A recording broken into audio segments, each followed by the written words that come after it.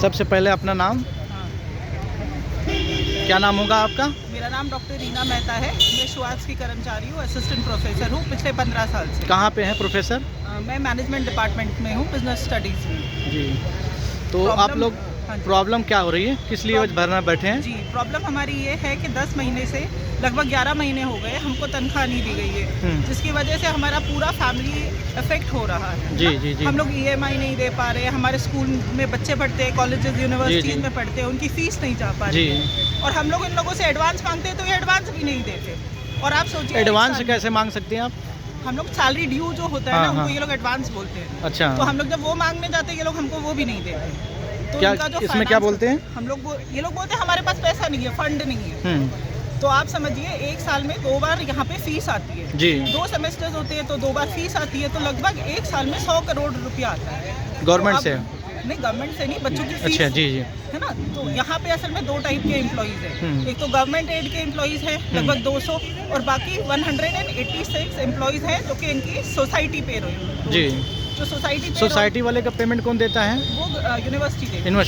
वो यूनिवर्सिटी देती है, और वो ही पैसा है जो कि ये लोग हमें दे नहीं रहे हैं। आप सोचिए सोसाइटी वाले नहीं दे रहे हैं क्या? सोसाइटी वाला ही पैसा नहीं दे रहे, क्योंकि हम लोग ज़्यादातर अधिकतर लोग सोसाइटी पे रोल पे है ना। आप लोग सोसाइटी के अकॉर्डिंग धरने पे बैठे हैं कि गवर्नमेंट के?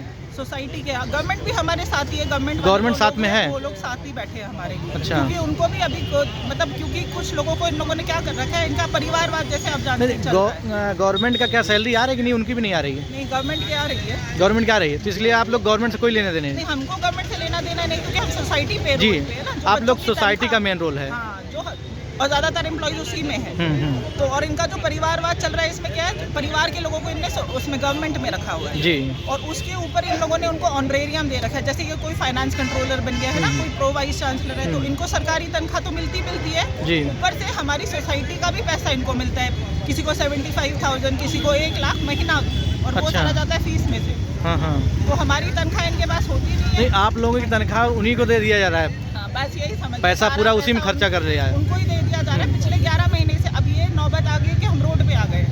अब ना बच्चों की पढ़ाई हो पा रही है, ना कुछ हो पा रहा है। बच्चों की पढ़ाई कैसे होगी? हाँ, जब पैसा नहीं रहेगा। पैसा ही नहीं है, हम अपना घर तो चला पा नहीं रहे, हमारा परिवार नहीं चल पा रहा है, तो हम दूसरे बच्चों को कैसे पढ़ा लेंगे? दिमाग भी तो खराब होता है ना। और क्या, और डेथ्स हो गई है यहाँ पे यूनिवर्सिटी में लोगों की, क्योंकि पैसे नहीं है ना। वो जब एडवांस मांगने जाते हैं या ड्यू मांगने जाते हैं तो पैसे नहीं है, ये बोलते हैं फंड नहीं है।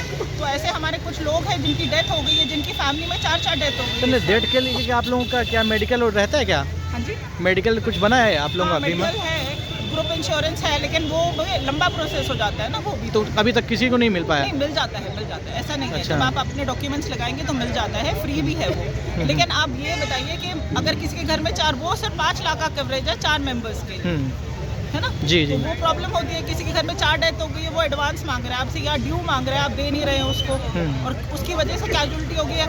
अभी कुछ दिन पहले ही एक और कर्मचारी की डेथ हो गई डेंगू की वजह से, और उनको तनख्वाह नहीं मिली थी। अभी तक सोचिए हमें 11 महीने की तनख्वाह नहीं मिली हुई थी, अभी उन्होंने फरवरी की दी है। 11 महीने से क्यों नहीं दे रहे थे? बीच में आप लोग बताया था क्या कभी? हमने बताया तो आपको फंड नहीं है, बोलते फंड नहीं है, फंड नहीं है। अच्छा, ऐसा बोल रहे फंड नहीं है? फंड नहीं है। आप जो बच्चों से फीस लिया जा रहा है वो क्या पैसा कहाँ जा रहा है? हम आपको बताते हैं, वो सारा पैसा जाता है इनके जो केस लगे हुए ना, इन पे 58 से ऊपर केसेस लगे हुए, ये सब पैसा उधर निकाल के डाल देते हैं अपने को बचाने में, प्रॉपर्टियां खरीदने में, जमीनें खरीदने में। अच्छा, जो इसका पर्सनल यूज में, इसका पर्सनल यूज कौन करता होगा?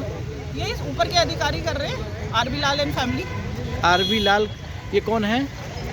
हमारे वाइस चांसलर है। अच्छा, वाइस चांसलर RB लाल, आपने देखा? जी जी जी। तो यहाँ पे तो वो और उनकी फैमिली मिलके सारी यूनिवर्सिटी को अपने पैसे से प्रॉपर्टी खरीद रहे हैं, अपने पैसे से प्रॉपर्टी खरीद रहे हैं, खुद की प्रॉपर्टियाँ खरीद रहे हैं। अब आप अगर इनकी जांच होगी तो आपको पता चलेगा इनके पास आय से अधिक संपत्ति है। और लोगों को सिर्फ रखे हैं दिखावे के लिए, बस दिखावे के लिए।